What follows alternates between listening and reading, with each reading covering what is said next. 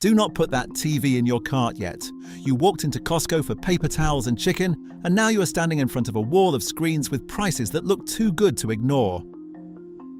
Here is what Costco does not tell you. To hit those warehouse prices, manufacturers quietly swap out internal components. Same model number on the box, different hardware inside, a cheaper panel, a stripped feature set, a processor that cannot keep up with what the marketing promises. There are 4 budget televisions at Costco right now that are genuinely worth your attention, ranked from the one that will disappoint you in a specific and predictable way, all the way to the one that makes $2,000 televisions nervous. Stay until the end, because the #1 pick comes with a warning that will save you from buying the wrong version of it. If you have ever felt like a big purchase was slightly different from what you expected, once you got it home, subscribe. That gap between expectation and reality is what we close every week, starting at the bottom of the best. Number 4 is the Hisense U6 Series, the 2026 Costco variant. Hisense has been fighting a price war against every other manufacturer in the budget segment for the past 3 years, and the U6 is their current frontline weapon. Mini LED backlighting with full-array local dimming at a warehouse price that makes comparable TCL and Samsung options look overpriced. The contrast on static content is genuinely impressive for the money. A dark movie poster, a nature documentary with deep shadow, a slow drama with controlled lighting. The U6 handles all of it with a competence that has no right to exist at this price point. The overachiever is a processor problem that shows up the moment the content gets fast.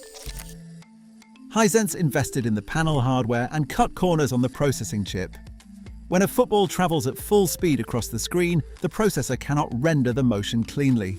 The ball smears. It leaves a visible trail. Fast camera pans in action films produce a judder that cheaper processing cannot eliminate. If your primary use is slow films, casual streaming, and anything where the camera is not moving at speed, the U6 is a legitimate steal. If you watch live sports regularly and fast motion tracking matters to you, this processor will frustrate you within the first weekend. Subscribe if this kind of pre-purchase breakdown is saving you from a decision you would have regretted. Number 3 is the TCL Q65 Series, the Costco edition, and this television was clearly built with one specific buyer in mind. The person who games and does not want to spend gaming monitor money on a display. 144 Hz refresh rate in a budget television is not something you see often, and TCL packed it in here along with a built-in subwoofer that adds actual bass to the audio without requiring a separate purchase. For a dorm room, a gaming setup, or any environment where fast motion and immersive sound matter more than cinematic picture accuracy, the Q65 offers a combination of features that its price bracket has no business delivering.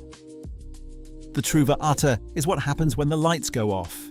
TCL hit this price by removing the local dimming hardware entirely. There are no independent dimming zones behind this panel. The backlight either turns on or it does not.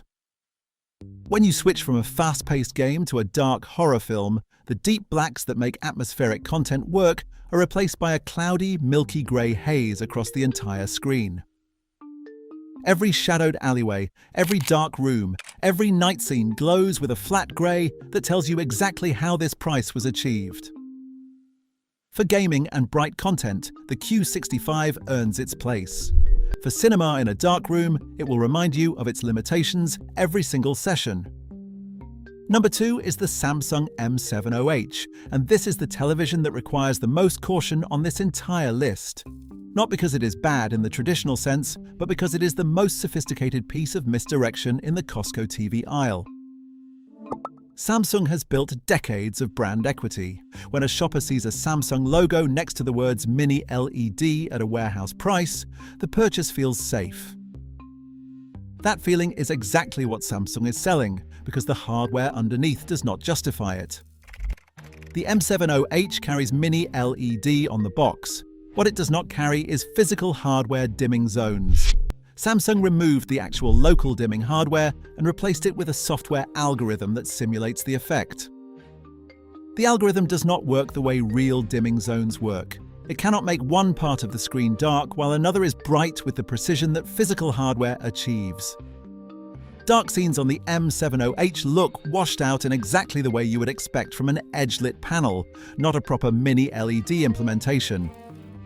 The box says one thing, the panel delivers another. Owen has been a Samsung buyer for 15 years without exception. He saw the M70H at Costco, read mini LED on the packaging, and bought it without research because the brand had never let him down before. 2 weeks later, he posted online asking why the black levels on his new mini LED Samsung look no better than the old LED set he replaced. The answer is that they are not meaningfully better.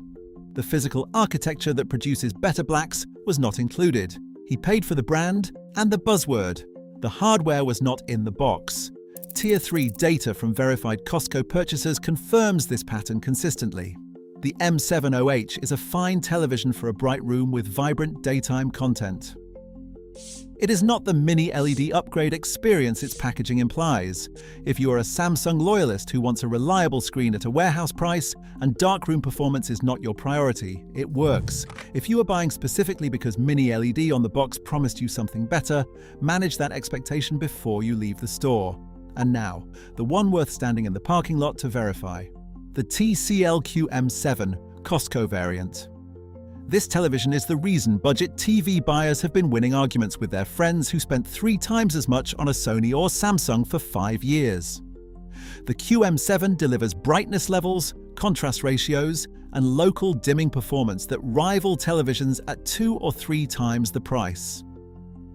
The gap between what the QM7 costs and what it performs like is genuinely disorienting the first time you see it. You check the price tag twice, you assume something is wrong. Nothing is wrong. TCL just built a better value proposition than the legacy brands want to admit exists. For bright rooms, it overpowers ambient light with a confidence that makes daytime sports and family movie nights genuinely spectacular.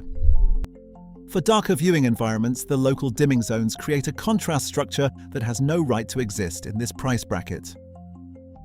Films look the way they are supposed to look. Shadows hold their detail.